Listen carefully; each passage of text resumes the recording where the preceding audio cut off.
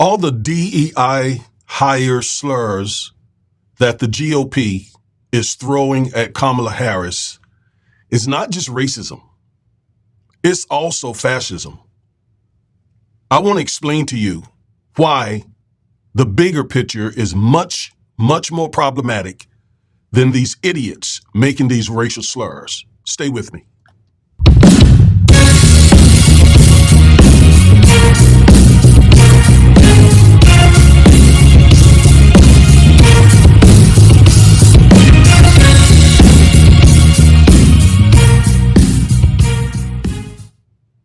Hello, I am attorney Augustus Corbett, one half of the Defiant Lawyers, and each and every week we bring you at least one legal analysis of some story trending regarding politics, policies, personalities, or pop culture to empower you with the information you need to defy this unjust legal system and to nullify systemic racism.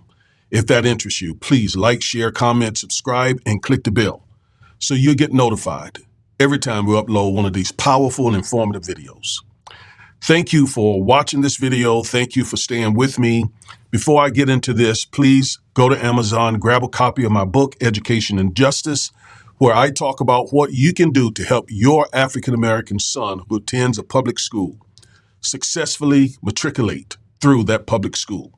And if your African-American son is not reading at grade level, please go to our website, lljp.org, and register him for our summer reading program. The summer is fastly leaving, but there is time to still get him in, and we are happy to try to help him get his reading level up to where it should be.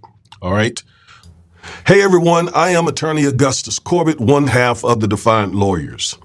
Recently, I took a look at our analytics, and I noticed something shocking. Many of you watch our videos, and I believe you enjoy them. But you haven't subscribed yet. What are you waiting for? Again, I was shocked because I know our content is empowering and informative.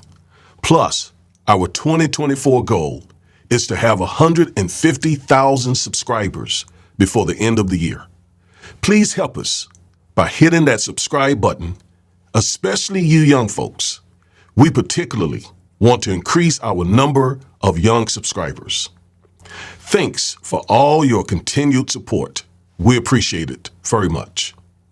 Okay, now with all that said, again, the DEI hire slurs that we see the GOP throwing toward Kamala Harris is not just racism, it's fascism. There is the bigger picture here. It is definitely racism, and I'm not playing that down. I mean, it is essentially saying that she is the new welfare queen.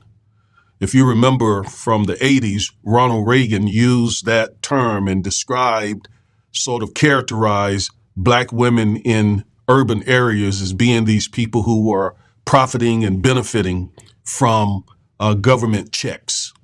We're not hardworking women, and he basically said that about black women generally. Well, that's what this DEI hire slur does on the racial level. It is essentially creating, again, the new welfare queen. But it's not just that. It's much more than that. Now, before I explain that to you, let's look at a couple of videos. Biden said, first off, he said he's going to hire a black female for vice president, and that he just skipped over. What about white females? What about any other group? When you go down that route, you take mediocrity, and that's what they have right now as a vice president. 100%. She was a DEI hire. Her record is abysmal at best. One of the weakest candidates I've ever seen in the history of our country. I mean, intellectually, just really kind of the bottom of the barrel. And from the standpoint of just who she is and the policies, the positions that she's taken, her failure to do anything in terms of the border, that sort of thing, I think it's just a failure from top to bottom. I think she was a DEI hire, and I think that that's what we're seeing. And I just don't think that they have anybody else. I just think that they're in real disarray. So you see two Congress people there who are attacking Kamala's intelligence, who is attacking her basic just being in this position as vice president and certainly as the candidate to run against Trump for the presidency. And DEI, DEI, DEI. It's a slur, and it's a racist slur. Again, it's the new welfare queen slur. But it's not just that. And it's also the new N-word slur. Okay, all of that. But it's much more than that.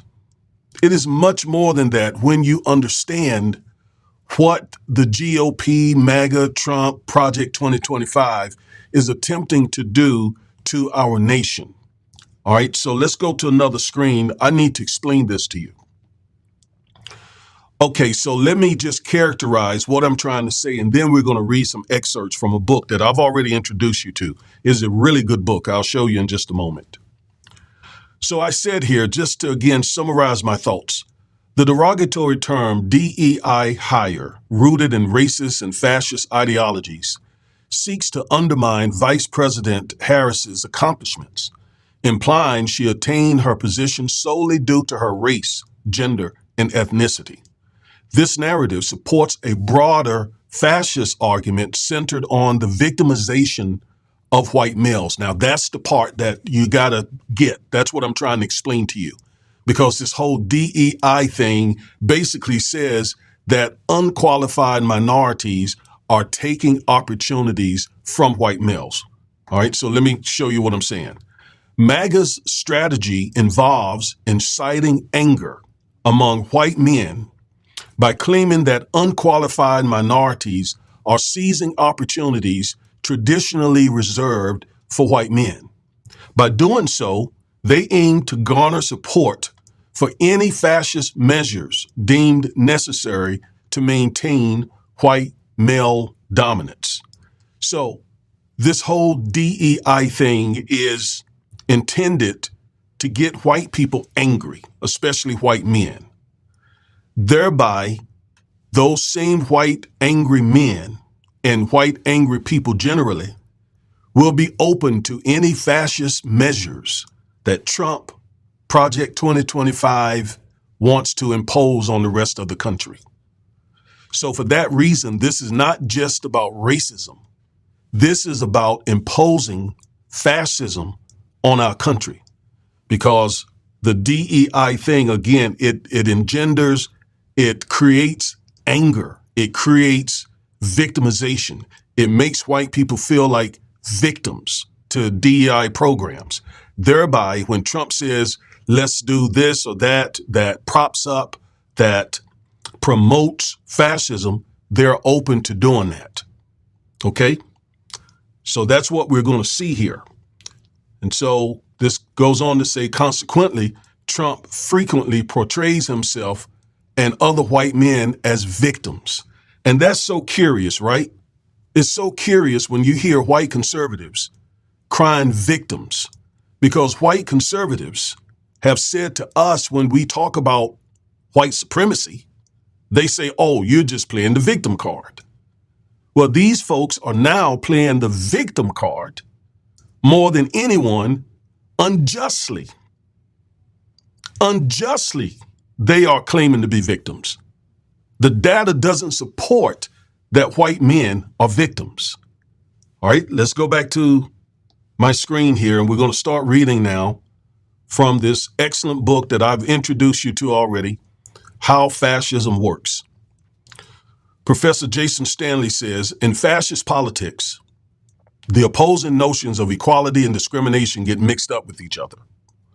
The Civil Rights Act of 1866 made the newly emancipated Black Americans of the South into U.S. citizens and protected their civil rights. It was passed by the Senate and House on March 14, 1866. Later that month, President Andrew Johnson, by the way, who was a big racist, vetoed the Civil Rights Act on the grounds that this law establishes for the security of the colored race safeguards which go infinitely beyond any that the general government have ever provided for the white race. How dumb that was to say that white people didn't have safeguards in 1866 when they had enslaved African Americans for 230, 40 years. Yet there were no safeguards, according to Andrew Johnson. As W.B. Du Bois notes, Johnson perceived minimal safeguards at the start of a path toward black equality as discrimination against the white race. And that is precisely what we're dealing with now. The Civil Rights Act, the Voting Rights Act, the Fair Housing Act, anything that was put in place to try to lift a group of people who had been racially subjugated and oppressed is once again being characterized as discrimination against white people, reverse discrimination. And as we have shared in previous videos, Project 2025 or those affiliated with Project 2025 have even started law firms to go into the court systems to sue corporations who have hired black people on the basis of these folks are DEI hires. In other words, they're not qualified to be in the positions that they're in. In other words, they are taking jobs from qualified white men. In other words, corporations, you are victimizing white men. And how ridiculous that is. All right, let's go back to the screen here. Today, white Americans wildly overestimate the extent of U.S. progress toward racial equality over the past 50 years. Economic inequality between black and white Americans is roughly at the point it was during Reconstruction. Economically, African Americans are not much better off today than we were immediately after slavery.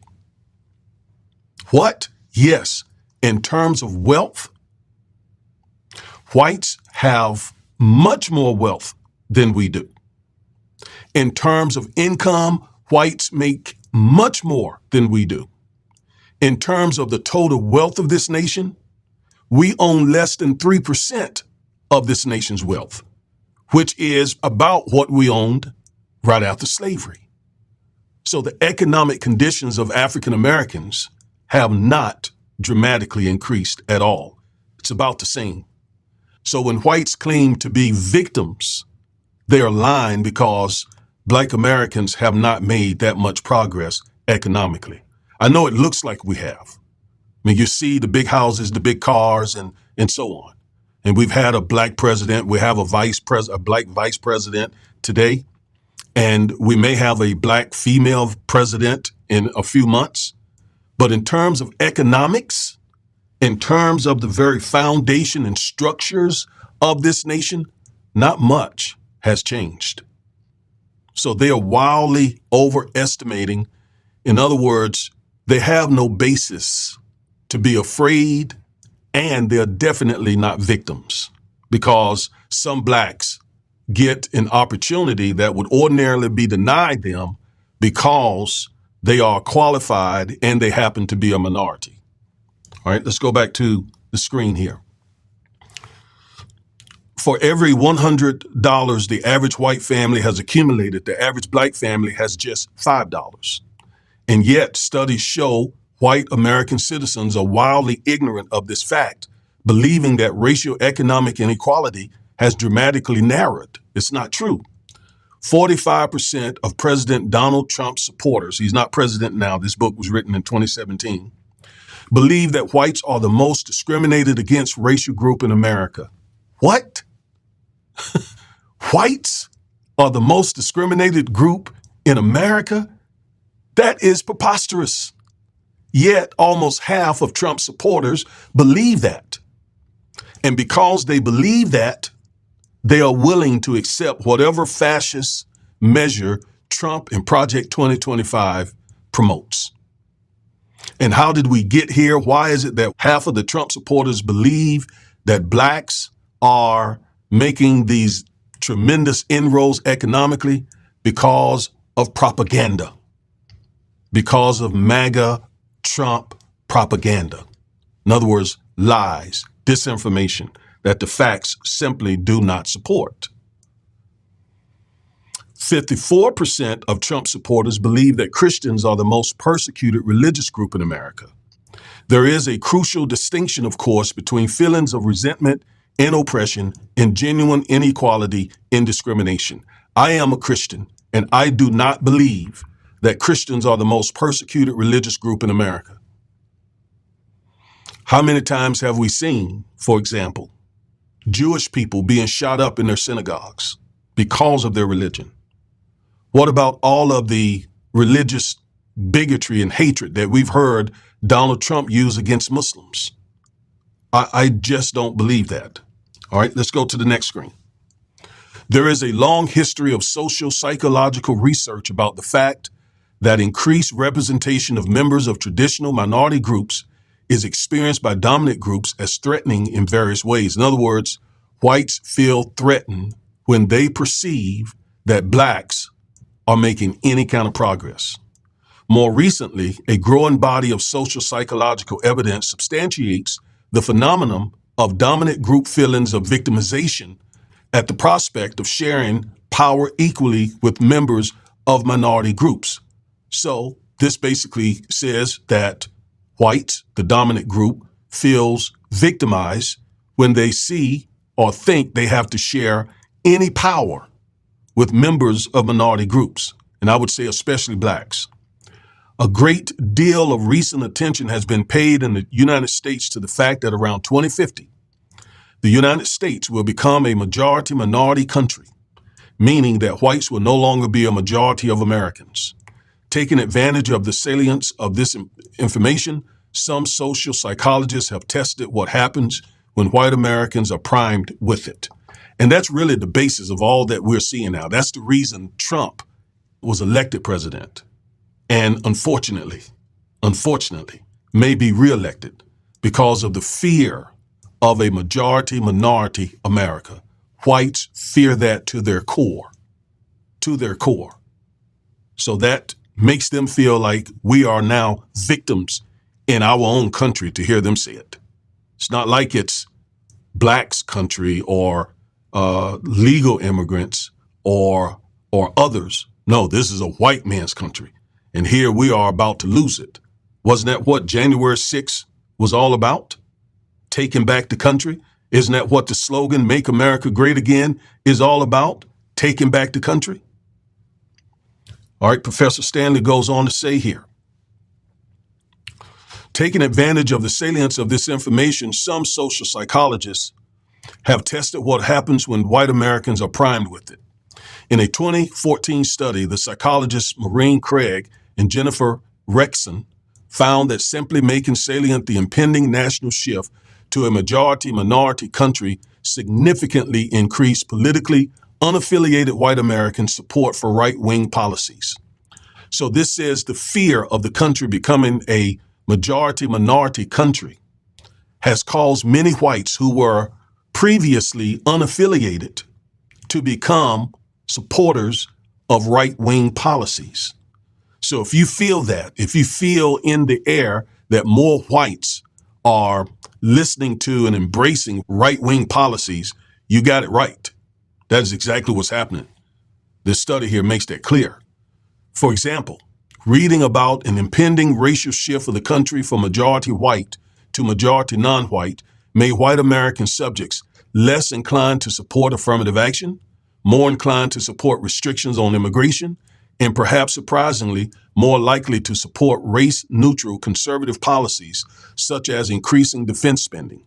Summarizing this research in a forthcoming review article, Maureen Craig, Julian Rucker, and Jennifer Rexon write, quote, "This growing body of work finds clear evidence that white Americans, i.e. the current racial majority, experience the impending majority-minority shift as a threat to their dominant social, economic, political, and cultural status. This feeling of threat can be marshaled politically as support for right-wing movements. This dialectic is far from native to the United States. It is rather a general feature of good psychology, the exploitation of the feeling of victimization by dominant groups at the prospect of sharing citizenship and power with minorities is a universal element of contemporary international fascist policies." So again, whites become open to right-wing fascist policies, nationalistic policies. The more this propaganda is put out, the more Trump and his allies scare them with the ideal that the country is becoming majority minority. And that is the angst that we're feeling right now. That's what we're experiencing. We are experiencing really another moment of redemption. Remember Reconstruction, redemption after slavery, Reconstruction, blacks made progress. Redemption was when Southern whites said, okay, we're getting ready to stop this progress. And they created black code laws and implemented Jim Crow. That's where we are right now. And so white Americans, white MAGA specifically, are doing everything they can to push back civil rights, to push back voting rights, to push back the Fair Housing Act, to push back the Equal Employment Opportunity Commission, to push back any and every measure that was put in place during the civil rights movement to help give black folks a level playing field. And that is the implementation of fascism. That's what that is. So when you hear this DEI stuff, you're hearing the implementation, the groundwork, the foundation for imposing fascist policies, such as what are in the Project 2025 mandate for leadership. Professor Stanley says fascist politics cover up structural inequality by attempting to invert, misrepresent, and subvert the long, hard effort to address it. Affirmative action at its best was designed to recognize and address structural inequality. But by falsely presenting affirmative action as uncoupled from individual merit, some of its detractors recast advocates of affirmative action as pursuing their own race or gender-based nationalism to the detriment of hard-working white Americans.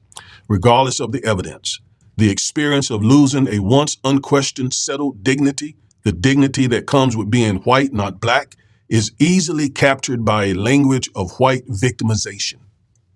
So affirmative action, DEI, all of that in their minds is a takeover of minority groups, especially blacks, thus making them feel like victims. And the more they feel like victims, the more open they are to fascist measures and policies like those that are in Project 2025. Okay, so it is not just racism when they call Vice President Kamala Harris a DEI hire. To be sure, it is. As I said earlier, it is really this new welfare queen caricature. It is really this new welfare queen slur. It is the new N-word. It's all of that. But it indicates that the majority group here in America has been successfully convinced that Black Americans are attempting to take over this country. So now that we got this Black female vice president who is vying to become the president, a Black female, of course, we know she's also Asian, but she identifies as Black and she's a female. That cuts at the core of white male dominance. Instead of white, you got Black. Instead of male, you got female. That strikes fear at the heart of MAGA. And it's the reason why not only will we continue to see the DEI hire slur, it's going to get worse over the next 3 months. But we're going to fight back. And we have Vice President Kamala Harris's back. We're going to work our fingers to the bone to get this woman elected. Why? Because if Trump gets reelected, then we already know what he's going to do. He's going to implement Project 2025, which will implement many fascist policies and measurements. And that is not good for us minorities. Not good at all. We've told you many times and have explained to you that the Chevron case gives Trump the power to gut federal agencies. The absolute immunity ruling from SCOTUS would give him the power to do virtually anything without being held accountable. So we got to fight him. No matter what your personal feelings are about Vice President Kamala Harris, I think she is very qualified. She has been the DA of San Francisco, a large county. She has been the Attorney General of California. She was a senator for the state of California. This woman is eminently qualified. She is well qualified. And so for them to slur her with DEI hire is just, again, pure, unadulterated racism, but it's also fascism.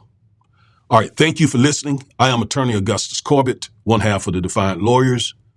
I appreciate you spending time with me as I continue to keep pushing this notion that Trump cannot be reelected. We got to vote, because we don't want fascism taking over our country. Peace.